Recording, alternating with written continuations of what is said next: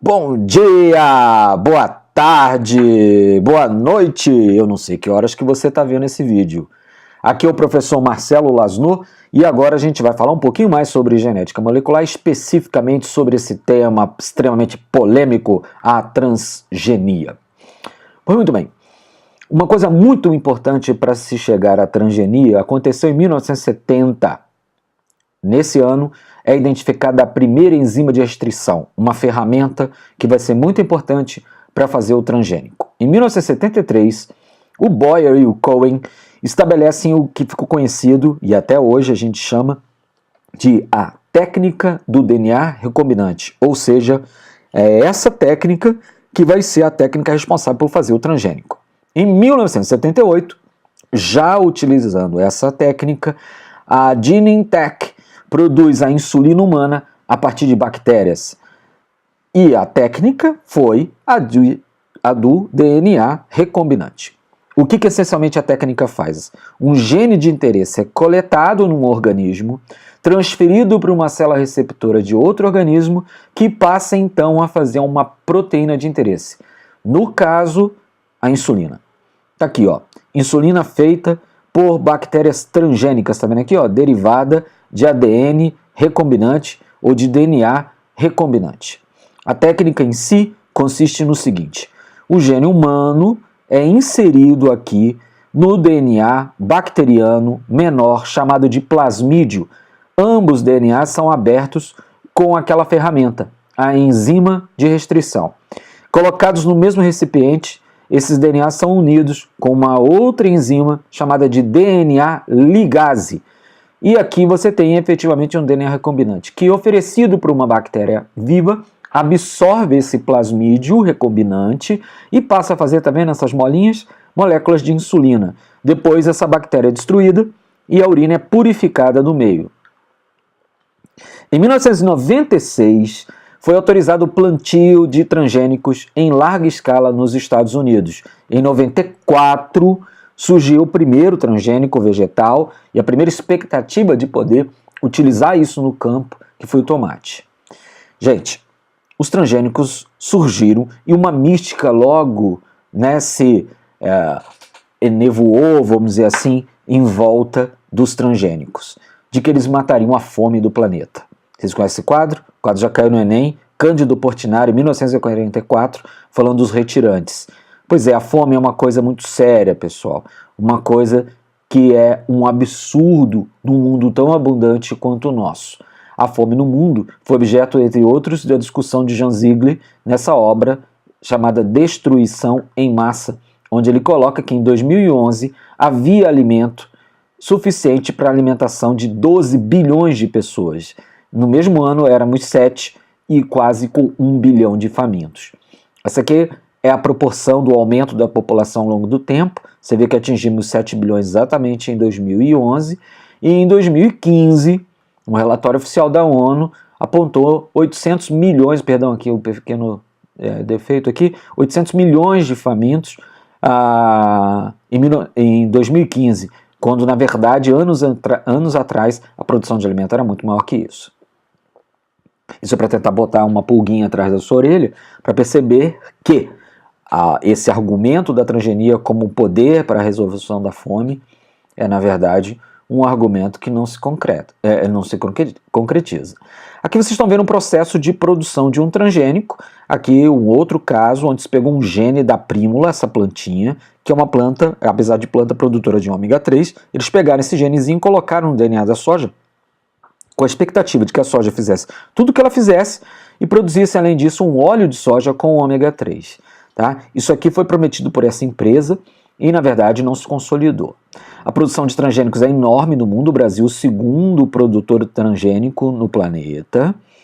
E a transgenia, os alimentos geneticamente modificados, eles são múltiplos em vários lugares. Aqui no Brasil nós temos basicamente 3 produtos dessa natureza: o milho, o algodão e a soja, como vocês estão vendo. Depois vocês podem olhar aqui com mais calma para vocês examinarem. É lógico que os Estados Unidos são aqueles que têm aí uma variedade incrível de transgênicos, porque muitas dessas empresas estão sediadas lá. Aqui uma lista dos transgênicos liberados no Brasil. As empresas que licenciaram esses produtos praticamente são todas elas estrangeiras, embora existam aqui alguns produtos liberados pela Embrapa, para a Embrapa, né, cultivar. O caso uma soja e um feijão. O algodão transgênico, né, chegou, não tem mais como evitar isso, até porque a Comissão Nacional liberou essa produção e o algodão está aí. Tá? Há muitos problemas relacionados a essa questão da transgenia.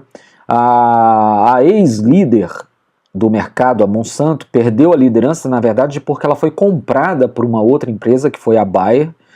É acusada de uma série de questões, de modo que o setor é um setor extremamente visado do ponto de vista ético, por assim dizer. Aqui vocês estão vendo uma técnica feita para animais. Esse porquinho ganhou genes de água-viva e, portanto, ele brilha. Olha que fofo. De novo, um pouco de dados a respeito do Brasil, para vocês verem aqui, até 2013, o total percentual das safras transgênicas no Brasil. Você vê que a soja, impossível, 92% da produção, o milho 90%, e o algodão se mostrava na época relativamente estável. Para pegar um exemplo de uma transgenia, vamos pegar o exemplo daquela que é a mais famosa de todas, que é um produto da empresa, que é a Monsanto, que eu acabei de falar para vocês, que licenciou um produto chamado de soja RR. RR é chamada assim porque é chamada Roundup Ready, ou seja, ela é resistente ao Roundup. Roundup é um weed killer, que, ou seja, traduzindo, é um mata-erva daninha, e vocês estão vendo aqui, ó, mata ervas e raízes, e o Roundup é exatamente o motivo da construção dessa soja, porque funciona assim, olha. Eles conseguiram pegar um gene de uma planta que era resistente ao Roundup, pegou esse gene e transferiu esse gene para a soja. Portanto, essa soja transgênica também é resistente ao Roundup. Então o cidadão planta essa soja, joga o Roundup na lavoura, o Roundup mata praticamente tudo, exceto a soja. Então há uma garantia de que, uma vez tendo essa semente e esse produto, por isso eu botei essa venda casada aqui, porque funciona dessa maneira dupla, e na verdade é assim que é o produto transgênico, ou seja, esse produto transgênico ele não tem vantagem de produtividade efetivamente nenhuma. O que ele é resistente a um herbicida. E aí usa-se esse herbicida para matar os potenciais competidores dessa soja para que ela possa crescer exuberante.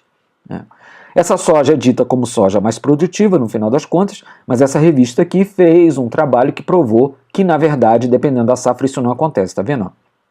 Nessa safra, a soja transgênica foi mais lucrativa, mas na safra de 2009 e 2010 ela não foi. Nós temos um único animal liberado transgênico no Brasil, tá? É esse mosquito aqui, que é um Aedes transgênico. Ele tem um gene que funciona da seguinte maneira: ele copula com a fêmea recebe então do macho esse gene e os ovos não se desenvolvem, tá? Eles morrem antes de chegar, na verdade, a fase adulta. A promessa é de que esse mosquito, a empresa até, que é uma empresa, uma espécie de incubadora, né, que surgiu na Universidade de Oxford, por isso o nome da empresa chama-se Oxitec, ela advoga que é o mosquito do bem. Bom, isso é uma longa discussão. Eucalipto transgênico liberado no Brasil, mas ainda não entrou em safra, é o eucalipto que tem uma produção, aí sim os genes foram colocados com a promessa de produção, tá vendo? Ó, que o eucalipto transgênico ele cresce mais rápido, tá vendo aqui, ó? Menos tempo que o outro eucalipto, e que tem uma produção de celulose maior, visto que o eucalipto tem essa visão comercial especificamente para a indústria da celulose. Bom, os produtos transgênicos no Brasil não são rotulados, apesar de ter havido uma discussão, essa discussão foi enterrada e sufocada, e deveriam os produtos transgênicos ter essa marquinha, mas isso não acontece, meus queridos, infelizmente, e eu vou indo.